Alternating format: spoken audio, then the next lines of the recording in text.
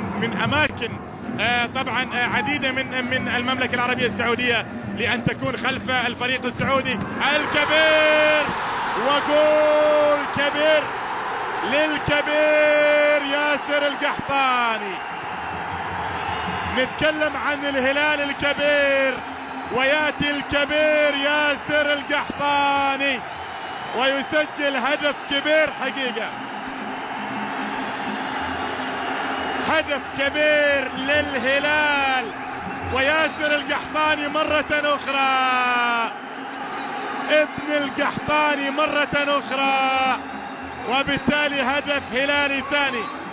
شوف ويلهمسون العرضية، لكن يا سلام يا سلام على القناص، على ياسر القحطاني في المكان الممتاز بهذه الصورة الراقية.